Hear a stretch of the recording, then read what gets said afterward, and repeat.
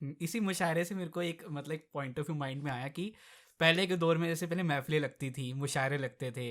मतलब जो राजा महाराजा की पूरी रियासतें होती थी, वहाँ पर स्पेशली मुशायरे लगते थे, जहाँ पर लोग आते थे और ऐसे मतलब कवि सम्मेलन होते थे जब पहले के टाइमों पे।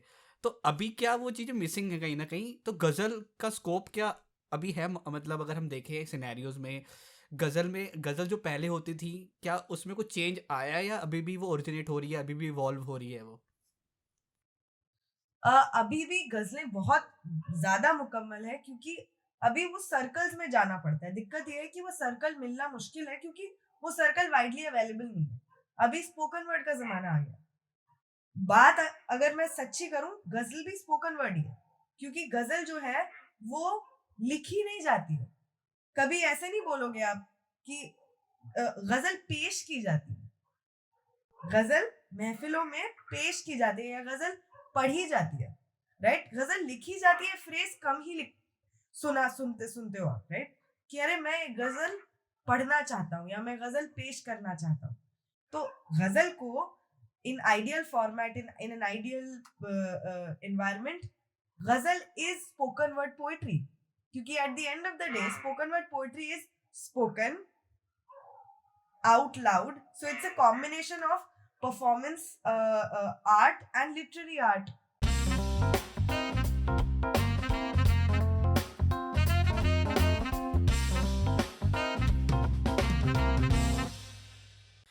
हे guys, welcome to the new podcast. So आज के पॉडकास्ट में हम बात करने जा रहे हैं गज़ल राइटिंग की। उसके लिए हमारे साथ हैं Simran Khurana. Hi Simran, welcome to the podcast. Hi Amandeep, कैसे हो यार? I am great Simran. So guys, पहले जो लोग अभी पॉडकास्ट को देखना स्टार्ट ही कर रहे हैं उनसे उन्हें मैं बता दूं कि इस पूरे पॉडकास्ट में हम गज़ल राइटिंग के बारे में बात करेंगे। क्या क्या स्ट्रक्चर होता है गज़ल राइटिंग का क्या रिलेशन है सॉन्ग राइटिंग से, उन सब के बारे में बातें करेंगे, जिसके लिए हम स्पेशली हमारे साथ सिमरन कनेक्टेड है। तो Simran, my very first thing to you over here is कि बिफोर आई आस्क एनीथिंग, आप अगर गज़ल को एक्सप्लेन करना चाहो from a very basic zero, तो how you gonna explain ghazal, like कैसे एक्सप्लेन करोगे आप उसे? अगर बिल्कुल बेसिक मैं ज़ीरो पॉइंट पे आऊँ तो गज़ल एक इमोशन है।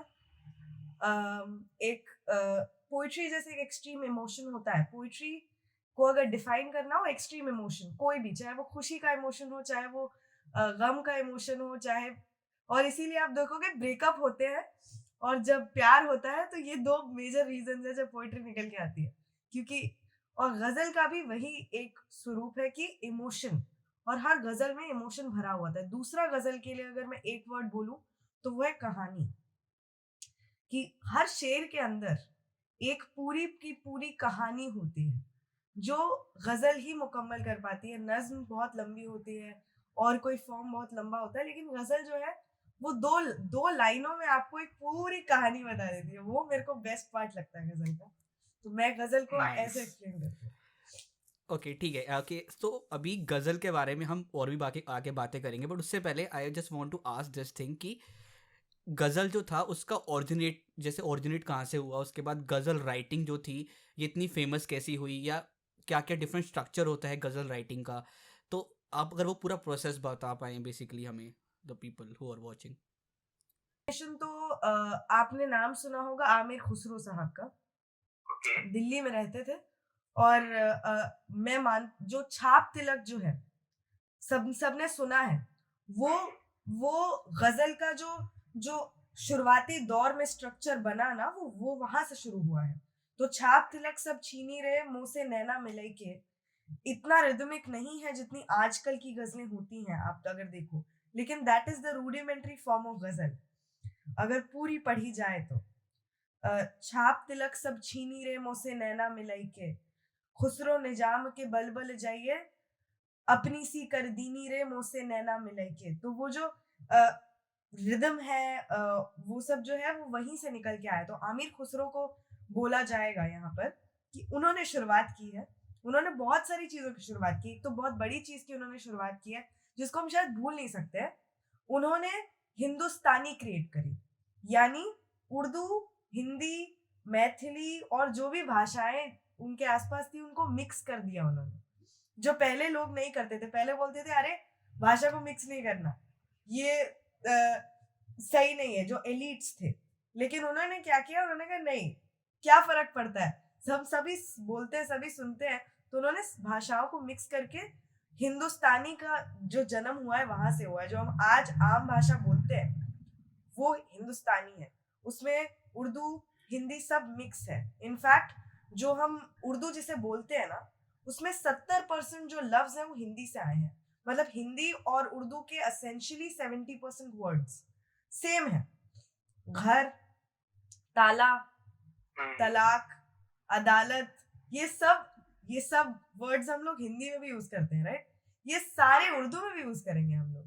तो इतने सारे लफ्ज हैं ऐसे जो हिंदी उर्दू में कॉमन है कि हम उनको एक दरार नहीं बांध सकते। वो चीज आमिर खुसरो साहब ही लाए, तो वहां से जन्म हुआ। और छाप तिलक तो हम सबका फेवरेट है, ऑफ कोर्स। जिस फॉर्म में सुना जाता है उसे गजल समझा नहीं जाता है, पर वो है।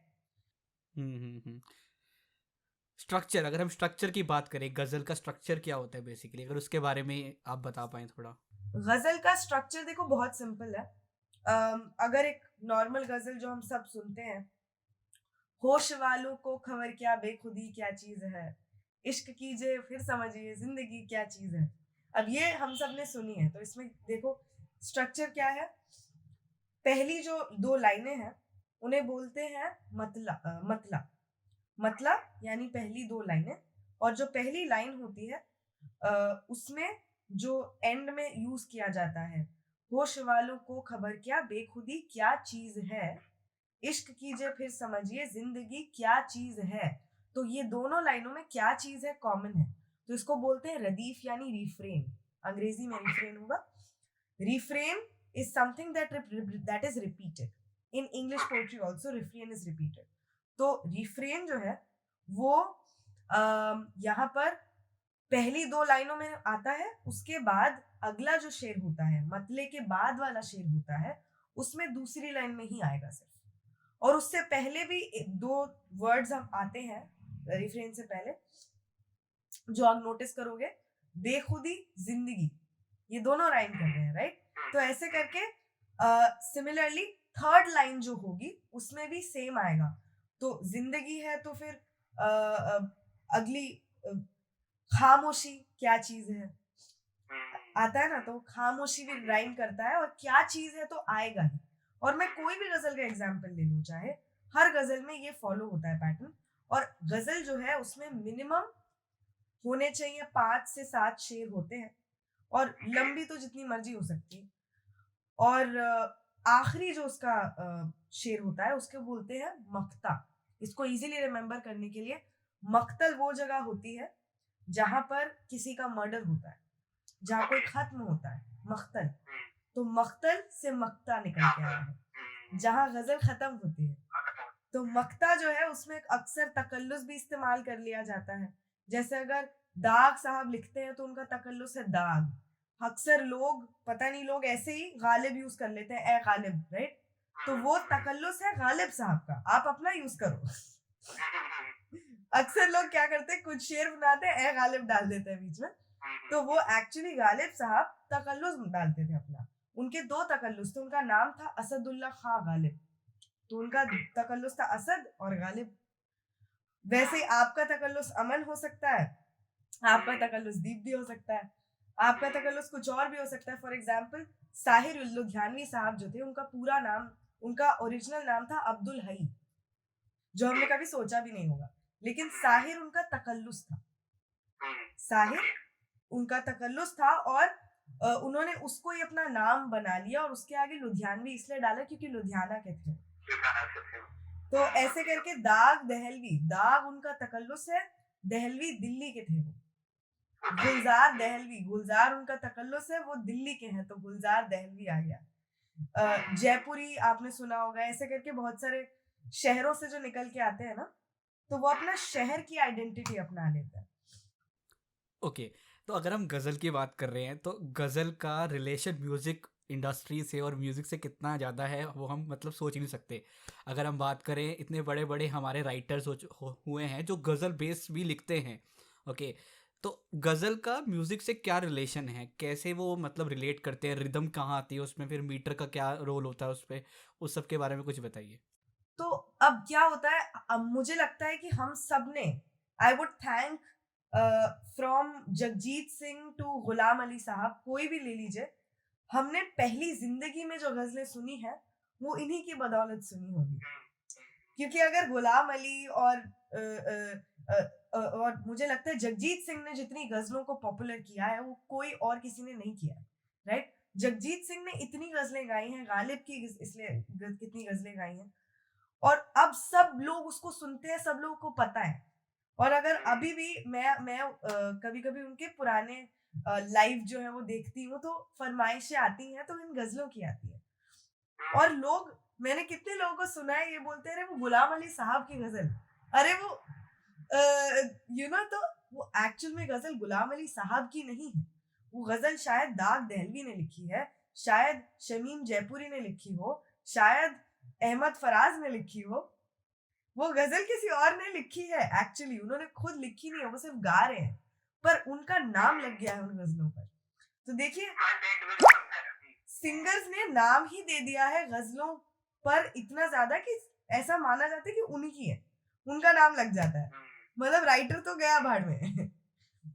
तो जो जो एक पॉपुलैरिटी गजलों को मिली है, मेरे ख्याल से यहाँ मिली, क्योंकि हर कोई थोड़ी मुशायरे पे जाकर गजलें सुनता है, यहाँ से मैक्सिमम लोग सुनते हैं। इसी मुशायरे से मेरे को एक मतलब एक पॉइंट ऑफ व्यू माइंड में आया कि पहले के दौर में जैसे पहले महफिलें लगती थी, मुशायरे लगते थे, मतलब जो राजा महाराजा की पूरी रियासतें होती थी वहाँ पर स्पेशली मुशायरे रखते थे जहाँ पर लोग आते थे, और ऐसे मतलब कवि सम्मेलन होते थे जब पहले के टाइमों पे। तो अभी क्या वो चीज़ें मिसिंग है कहीं ना कहीं? तो गज़ल का स्कोप क्या अभी है? मतलब अगर हम देखें सिनेरियोज में, गज़ल जो पहले होती थी, क्या उसमें कुछ चेंज आया या अभी भी वो ओरिजिनेट हो रही है, अभी भी इवॉल्व हो रही है वो? अभी भी गजलें बहुत ज्यादा मुकम्मल है, क्योंकि अभी वो सर्कल्स में जाना पड़ता है। दिक्कत ये है कि वो सर्कल मिलना मुश्किल है, क्योंकि वो सर्कल वाइडली अवेलेबल नहीं है। अभी स्पोकन वर्ड का जमाना आ गया। बात अगर मैं सच्ची करूं, गजल भी स्पोकन वर्ड ही है, क्योंकि गजल जो है वो लिखी नहीं जाती है। कभी ऐसे नहीं बोलोगे आप कि गजल पेश की जाती है।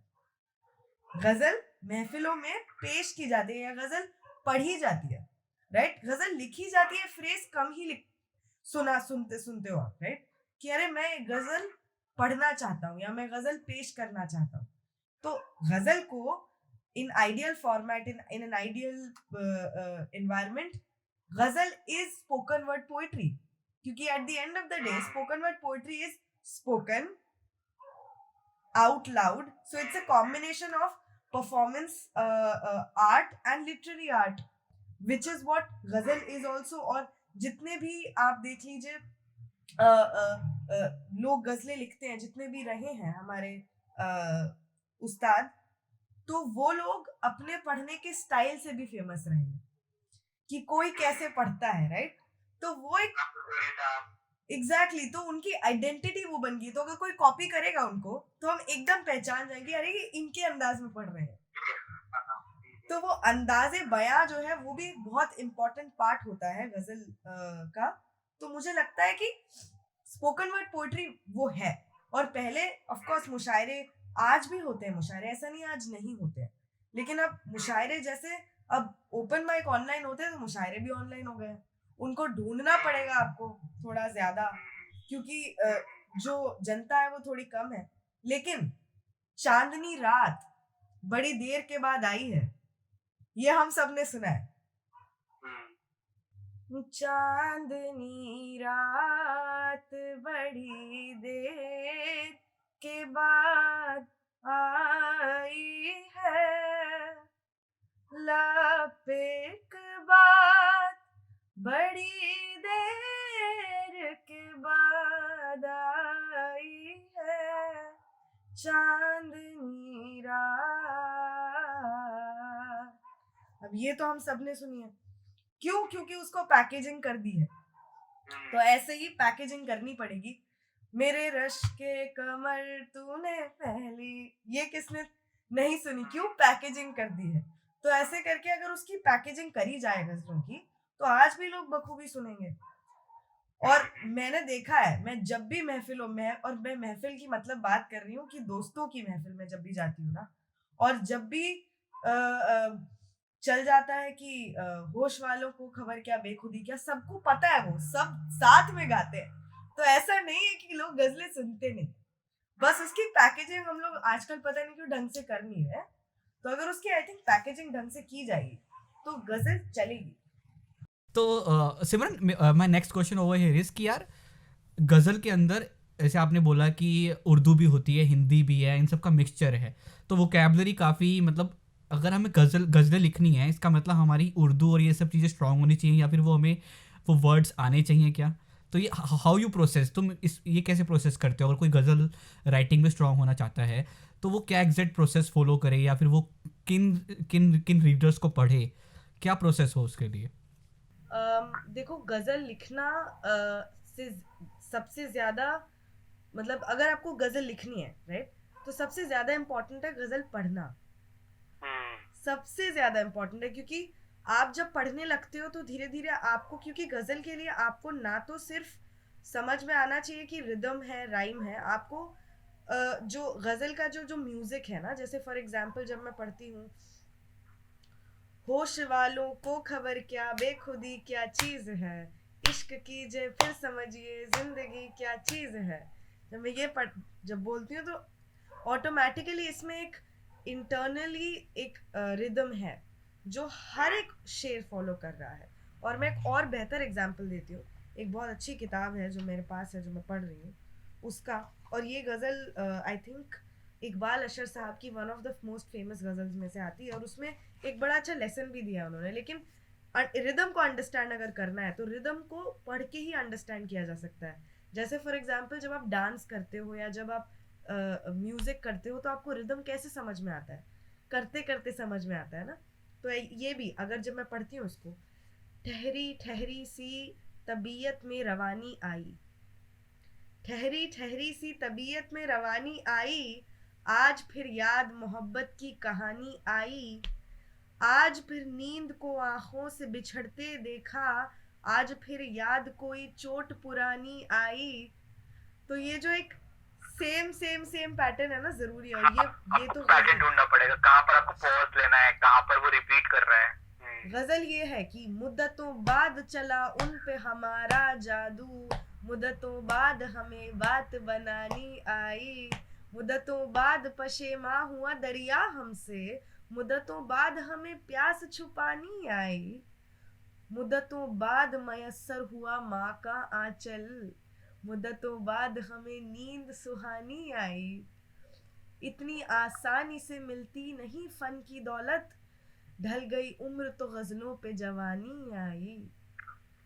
तो ये जो एक रिदम है ना कि ठहरी ठहरी सी तबीयत में रवानी आई, आज फिर याद, ये म्यूजिक कहाँ से आ रहा है राइट। तो ये म्यूजिक हमें क्रिएट करना है। सोचो आपको पहले तो आइडेंटिफाई करना है, उसके बाद क्रिएट होगा, उससे पहले क्रिएट नहीं हो सकता है वो। तो म्यूजिक क्रिएट करने के लिए ज़रूरी है कि हम पढ़ें पढ़ें पढ़ें। और अब अभी जो शुरू में लिख रहे हैं राइट, वो पढ़ सकते हैं, जैसे अपने बशीर बद्र साहब को, बहुत प्यारा बहुत आसान लिखते हैं बशीर बद्र साहब। फिर अहमद फराज साहब बहुत आसान लिखते हैं। Even I would say Iqbal अशर काफ़ी आसान लिखते हैं। किताब उर्दू है मेरा नाम, इस किताब का नाम है, जो इतनी बहुत अच्छी किताब है। आई वुड से कि जो शुरू शुरू में अभी आ रहे हैं वो उनके लिए काफ़ी बढ़िया किताब रहेगी। तो ऐसे करके सिंपल राइटर्स को पढ़ो। अपने जावेद साहब बड़ा सिंपल लिखते हैं, उनका मुश्किल नहीं है कुछ भी। तो ऐसे करके सिंपल सिंपल राइटर्स को अगर हम गज़लें पढ़ें ना तो हमें समझ में आएगा। ये तो फर्स्ट स्टेप हुआ कि रिदम समझ में आ रहा है। अब दूसरा एक मेजर चैलेंज आएगा, क्योंकि गज़ल मतलब आपको राइमिंग वर्ड्स चाहिए राइट। अब राइमिंग वर्ड्स के लिए आपकी वोकैबुलरी अच्छी होनी चाहिए। तो ये पढ़ने से आपकी 2 in 1 काम हो जाएगा। आपकी वोकैबुलरी तो अच्छी हो ही जाएगी क्योंकि आप पढ़ रहे हैं, और जैसे जैसे पढ़ते हो तो आपके दिमाग में, मेरा तो ये लफ्ज़ या वर्ड्स याद करने का तरीका मेरा हमेशा से यही रहा है। मैं पढ़ती बहुत थी, तो मैंने इंग्लिश की किताबें बहुत पढ़ी, तो इसलिए मेरी इंग्लिश अच्छी हो गई, तो वोकैबुलरी बढ़ गई इंग्लिश की। तो पढ़ने से बड़े, और मैंने कभी डिक्शनरी नहीं उठाई है सच कि मैं डिक्शनरी उठा रही हूँ, क्योंकि गज़ल में क्या होता है, अब इंग्लिश में तो यही मेरे साथ अक्सर होता था कि डिक्शनरी की जरूरत नहीं पड़ती थी क्योंकि कॉन्टेक्स्ट में वर्ड का मतलब समझ में आ जाता था। और अगर मैं बहुत सारी बार सेम वर्ड को कंटेक्स्ट में देख लूं तो मुझे मतलब समझ आ ही जाएगा ना। वैसे उर्दू में नहीं होगा शायद, लेकिन उर्दू में फिर धीरे धीरे आप वर्ड का, जैसे पहली बार आपने वर्ड का मीनिंग देखा, फिर दूसरी बार देखा, राइट। मयस्सर जैसे लफ्ज आया था इस गजल में, राइट। मयस्सर यानी कि हमें कुछ मयस्सर हुआ, कि मेरे को मयस्सर हुआ माँ का आंचल। अब मयस्सर हुआ मतलब मुझे मिल गया माँ का आंचल, बड़ी मुश्किल से मिला है, ये वाला है कि तेरी तेरा जो मिलना है वो बड़ी मुश्किल से मयस्सर होता है, राइट। तो इसको ऐसे अलग अलग कंटेक्स्ट में समझा जाए इस बात को। उरूज क्या होता है? अब उरूज बहुत लोगों ने सुना है, राइट। उरूज सूरज का उरूज होता है, तो वो एक कंटेक्स्ट है। तो ऐसे करके हम लोग अलग अलग कंटेक्स्ट में समझते हैं तो हमें अपना वर्ड समझ में आ जाता है। तो ऐसे करके हम सेम वर्ड को अलग अलग, जैसे वस्ल बड़ा लोगों ने सुना होगा शायद। वस्ल काफी ऐसा लफ्ज है जो अक्सर यूज भी होता है। वस्ल यानी मीटिंग, मिलन। हिज्र, हिज्र बड़ा बहुत सुना लोगों ने, बहुत फेमस है हिज्र लफ्ज। लेकिन मतलब क्या होता है? Pain of separation. तो अब ये क्या है? हिज्र बहुत बार आएगा। आप हो सकता है आपको हर बार सर्च करना पड़े हिज्र का मतलब क्या होता है, गूगल पे कर लेना हिज्र मीनिंग। तो आपने एक बार हिज्र का मतलब सर्च किया, 2 बार किया, तीसरी बार आया तो तीसरी बार किया, चौथी बार आया, 5वीं बार आया, ऐसे 6ठी या 7वीं बार में आपको मतलब याद हो ही जाएगा ना। तो ऐसे करके वर्ड्स भी बढ़ जाते हैं, तो 2 काम हो जाते हैं साथ साथ में। तो सबसे पहले तो, और मुझे लगता है गजलें लिखने का शौक उसी को होगा जो पढ़ना शुरू करेगा, वरना लिखेगा ही क्यों? तो शौक तो है ही आपको पढ़ने का, तो तभी आप गजल लिखने की कोशिश कर रहे हो। ओके कूल यार। जैसे कि हम कोई पोइट्री लिखते हैं हिंदी में, हम कोई नॉर्मल पोइट्री लिखते हैं, उसे राइम करते हैं, तो हमारा थॉट ऑफ प्रोसेस ये होता है कि या तो ये एक पॉजिटिव पोइट्री है, या एक इमोशनल पोइट्री है, या फिर ये एक एक्साइटिंग पोइट्री है, या फिर एक रोमांटिक पोइट्री है। क्या गज़ल में भी ऐसा कुछ स्कोप होता है क्या, कि गज़ल जब हम लिखने बैठते हैं तो मतलब वो जो हम फ्लो ढूंढ रहे हैं, या फिर हमारा जो माइंड ऑफ थॉट है कि यार अब मैं ये रोमांटिक गज़ल लिख रहा हूँ, या फिर ये इमोशनल गज़ल लिख रहा हूँ, ये मैं माँ के लिए लिख रहा हूँ, तो ऐसा गज़ल में भी ऐसा कुछ हमारा माइंड थॉट होता है कि यार मेरा मतलब जैसे कि अगर मैं बात करूँ, गज़ल हम पढ़ने की बात कर रहे हैं कि गज़ल इज़ मोर लाइक प्रेजेंटेशन। तो जब हम गज़ल पढ़ते हैं, कोई इमोशनल गज़ल पढ़ रहे हैं हम, तो उसका प्रेजेंटेशन बिल्कुल अलग होगा। और जब हम कोई एक्साइटेड गज़ल पढ़ रहे होंगे जिसमें हम जॉयनेस और एक्साइटमेंट दिखा रहे हैं, उसका अलग वो होगा। तो आई थिंक मतलब I don't have clear picture about this, आप इसके बारे में ज़्यादा बता पाएंगे। इसका सबसे अच्छा एग्जाम्पल मैं लेना चाहूंगी कि वो बुलाएं तो क्या तमाशा हो, वो बुलाएं तो क्या तमाशा हो, हम न जाएं तो क्या तमाशा हो, हम न जाएं तो क्या तमाशा हो, दरिया से दरिया किनारों से खेलने वाले, सॉरी, किनारों से खेलने वाले डूब जाएं तो क्या तमाशा हो। तो ये अपने सागर सिद्दीकी साहब ने लिखी है। तो अगर इसमें, अब इसका पढ़ने का तरीका यही है, क्या तमाशा हो। अब वो मैं क्या तमाशा हो वो मजा लेके नहीं पढ़ूंगी तो मजा नहीं आएगा। लेकिन एक और बात, ये अब ये जो गजल मैंने पढ़ के सुनाई, राइट, उस गजल में मैंने हार्ट ब्रेक भी था, मिलन भी था, माँ की बात भी हो गई थी, रोमांस भी, सब कुछ है इसमें। पहला जो मिसरा है उसमें रोमांस है कि ठहरी ठहरी सी तबीयत में रवानी आई, आज फिर याद मोहब्बत की कहानी आई। तो याद हो रही है यहाँ पर, राइट। और दूसरा जनरली क्या होता है, जो पहले 2 मिसरे होते हैं ना, वो एक ही चीज की बात कर रहे होते हैं, और बाद के मिसरे फिर आप और कुछ चीज में जा सकते हो। जैसे फॉर एग्जाम्पल यहाँ पर बात हो गई है, मुद्दतों बाद मयस्सर हुआ माँ का आंचल, मुद्दतों बाद हमें नींद सुहानी आई। ठीक है, ये अब ये ऊपर वाले से रिलेटेड नहीं है, और गजल आपको फ्रीडम दे देती है क्योंकि आपको 2 लाइनों में एक पूरी कहानी सुनानी है, पूरी कहानी सुनानी है। तो फॉर एग्जाम्पल अगर मैं इसी में एग्जाम्पल लूं कि मुद्दतों बाद पशेमा हुआ दरिया हमसे, और यहाँ 2 टर्म्स का मैं इस्तेमाल करना चाहूंगी, एक है मिसरा ऊला और एक मिसरा सानी। मिसरा ऊला इज द फर्स्ट वर्स, मिसरा सानी is the second line, first line and second line. तो अब जो फर्स्ट लाइन होती है मिसरा ऊला, वो होती है एक स्टेटमेंट, ओके ठीक है, स्टेटमेंट। और मिसरा सानी होता है एक proof of statement, right. For example यहाँ पर काइंड ऑफ हाँ, तो क्योंकि वो सस्पेंस क्रिएट तभी होगा, आपने कुछ बोल दिया कि अरे ये मैंने बोला है, उसको प्रूफ कैसे करोगे आप, राइट। फॉर एग्जाम्पल ये क्या है, मुद्दतों बाद पशेमा हुआ दरिया हमसे, ये स्टेटमेंट दे रही हूं मैं, पशेमा यानी शर्मिंदा, तो बहुत मुद्दतों बाद दरिया शर्मिंदा हुआ हमसे, ये स्टेटमेंट है। क्वेश्चन आएगा ना, क्यों शर्मिंदा हुआ आपको से दरिया, क्या हो गया ऐसा, तो उसका जवाब है मुद्दतों बाद हमें प्यास छुपानी आई, उसका प्रूफ ऑफ स्टेटमेंट है, क्यों शर्मिंदा हुआ वो दरिया, शर्मिंदा क्यों हुआ, क्योंकि हमें अपनी प्यास छुपानी आ गई है, इसलिए दरिया भी शर्मिंदा हो गई, उसके पास इतना सारा पानी है लेकिन सामने वाले प्यास ही छुपा के बैठा हुआ है। तो ये जो कॉन्सेप्ट है ये मुझे बहुत पसंद है, क्योंकि ये जो सस्पेंस क्रिएट करता है ना, और जरूरी नहीं कि हर एक मिसरे में ये हो, लेकिन ज्यादातर मिसरों में ये होना चाहिए, ये माना जाता है। और अगर आपने ये ले आए ना, तो मतलब बस वो सस्पेंस क्रिएट हो गया, जो पहला मिसरा है क्या बात कर दी, और दूसरे मिसरे में अरे अरे अरे क्या बात बोल दी यार तुमने।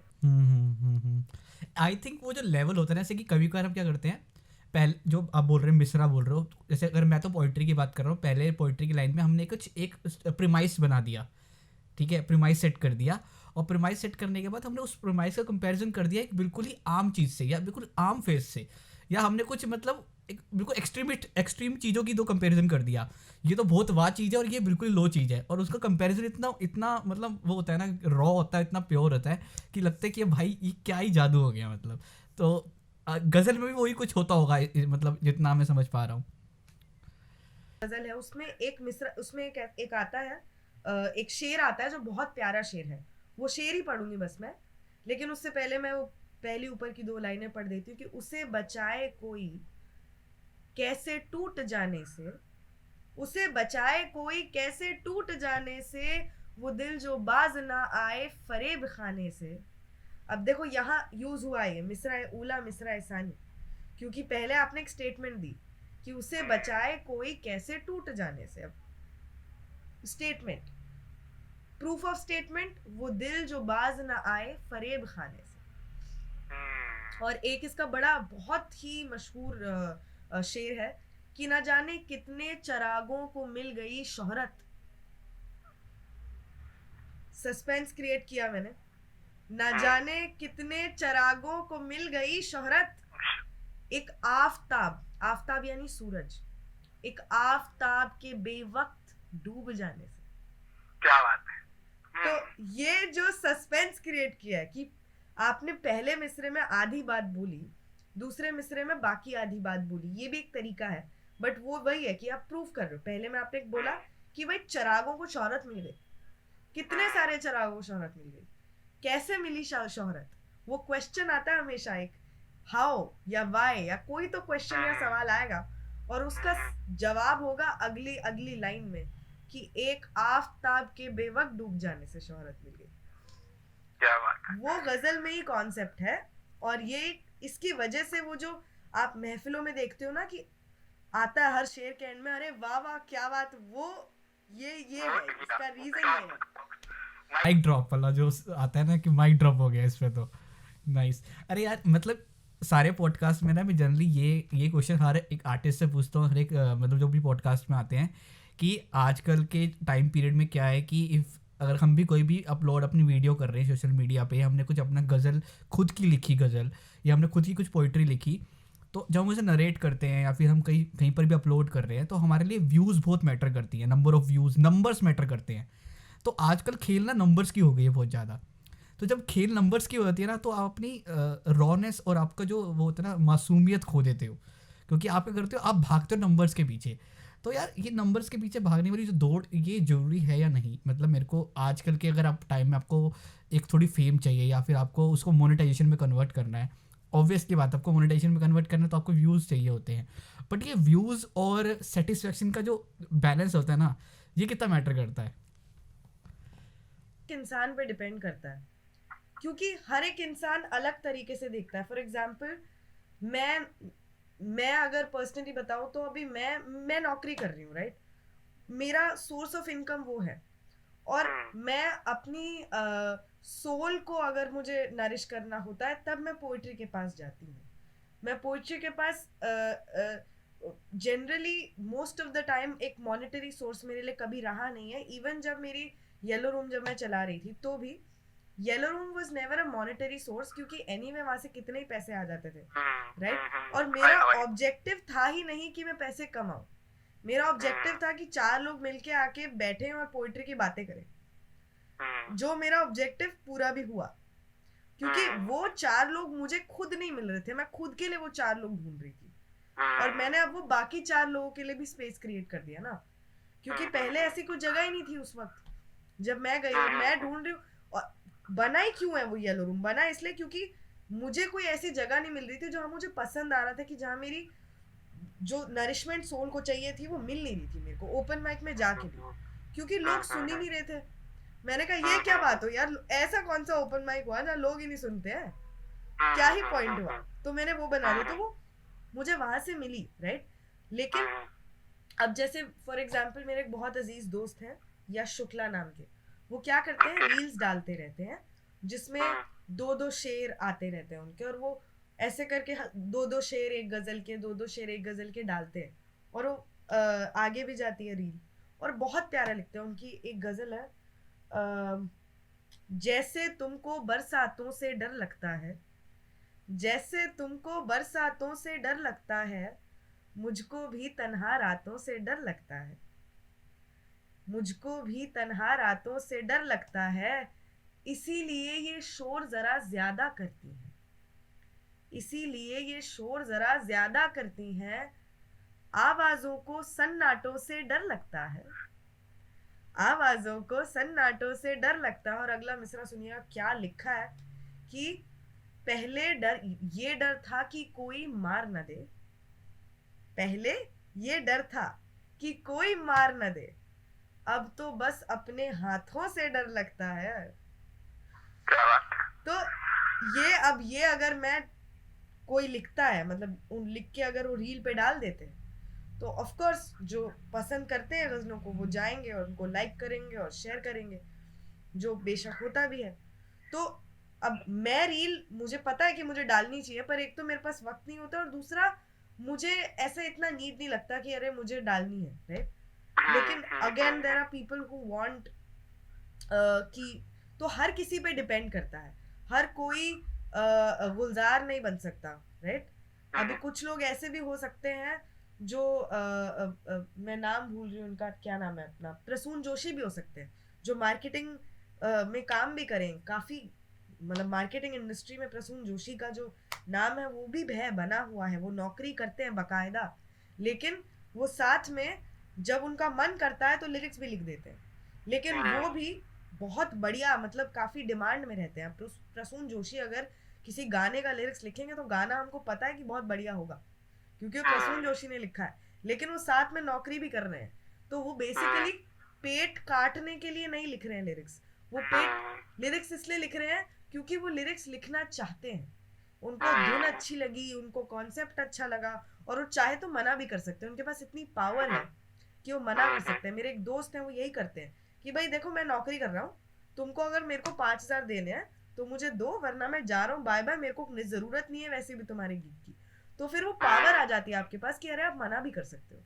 तो ऐसे भी लोग हैं. लेकिन फिर गुलजार साहब भी हैं जिन्होंने इतनी मेहनत करी, जिन्होंने लिटरली गैराज में काम किया है, गाड़ियों को पेंट किया है, और मुंबई भाग के आए हैं, और आज जिस मुकाम पर गुलजार साहब हैं हम जानते ही हैं, राइट. तो वो आप कोई भी हो सकते हो, वो एक पूरा स्पेक्ट्रम है, तो आपके ऊपर डिपेंड करता है आपको क्या चाहिए. अब गुलजार साहब अगर लिखेंगे लिरिक्स तो वो भी बहुत बढ़िया, बीड़ी जलेले लिखा था यार गुलजार साहब ने, तो समझ रहे हो यार लेवल ऑफ छैया छैया किसने लिखा है, उसको उसका जो lyrics writing, the magic, the beauty of that song, अगर कोई लिरिक्स खोल के पढ़े उसमें जो उर्दू इस्तेमाल की उन्होंने, तो वो चीज भी कर सकते हो आप, चाहे आप भले ही पेट काटने के लिए कर रहे हो, वो आप पे डिपेंड करता है आपको जिंदगी में क्या चाहिए, मुझे ऐसा लगता है। क्या बात है, क्या बात है, क्या बात है।